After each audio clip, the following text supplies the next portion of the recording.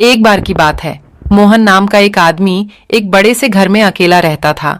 मोहन एक छोटी सी कंपनी में नौकरी करता था। उसका इस दुनिया में कोई नहीं था। वो बस रोज सुबह नौकरी करने जाता और घर आकर खाना खाकर सो जाता। एक दिन मोहन जब घर वापस आ रहा होता है तो उसको आते आते काफी रात हो जाती है और रास्ते में उसे एक औरत खड़ी हुई दिखती है। अरे, इतनी रात में ये औरत यहाँ सड़क पर क्या कर रही है? चलो चलकर पूछता हूँ। मोहन थोड़ा और आगे जाता है, पर वो औरत वहां से और आगे की तरफ पहुंच जाती है। उसके बाद मोहन उस औरत को जोर से आवाज देता है, पर वो औरत अचानक गायब ही हो जाती है। मोहन बड़ा हैरान हो जाता है। अब मोहन ये सब देखकर बहुत डर जाता है और वो जल्दी से घर आ जाता है।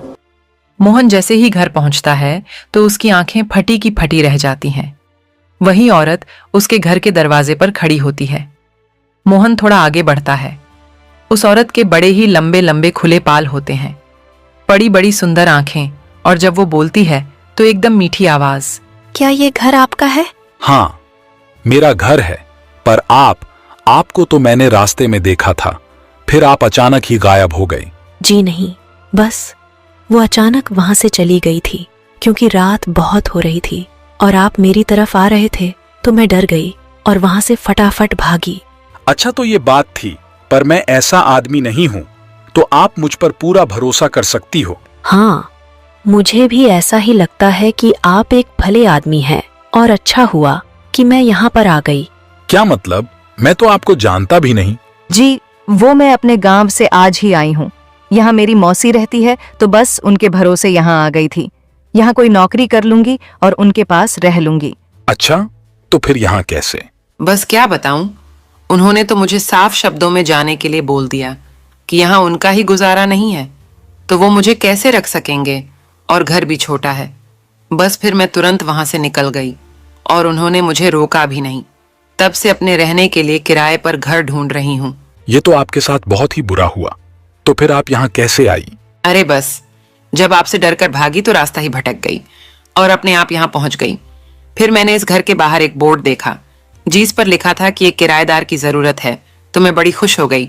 फिर देखा दरवाजे पर ताला लगा है। बस यही खड़ी होकर इंतजार करने लगी। ओह अच्छा, अरे ये घर तो मेरा ही है।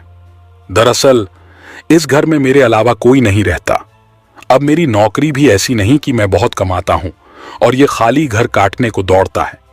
बस एक दिन सोचा क्यों ना मैं किराएदार रख लूं तो दोनों समस्या ही दूर हो जाएंगी।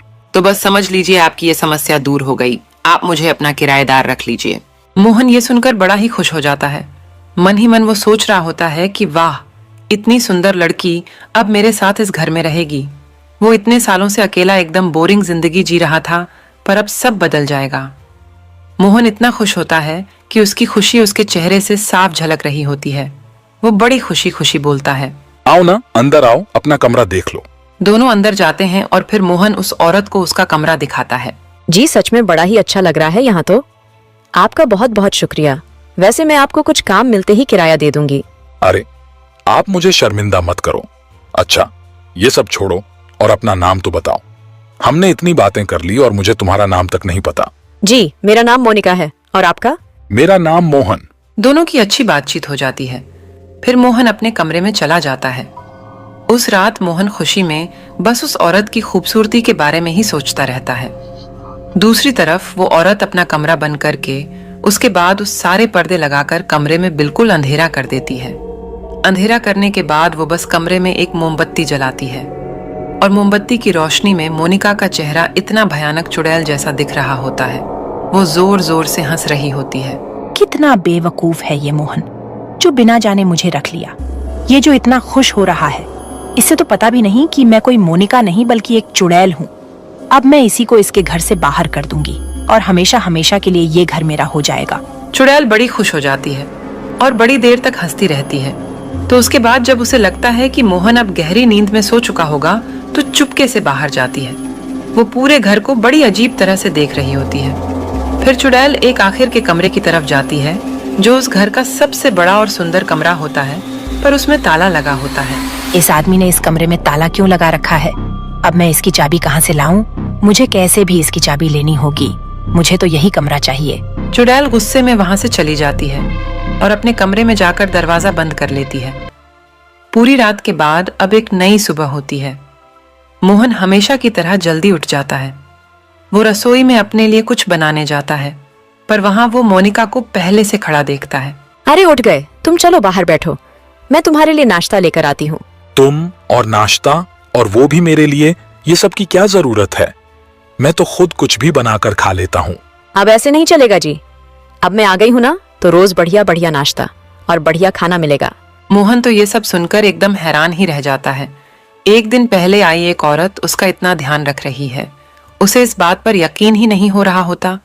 वो बस मन ही मन मुस्कुरा रहा होता है और मोनिका को देख रहा होता है। उसके बाद नाश्ता करके मोहन वहां से चला जाता है। चुड़ैल पूरे घर में पागलों की तरह घूमती है।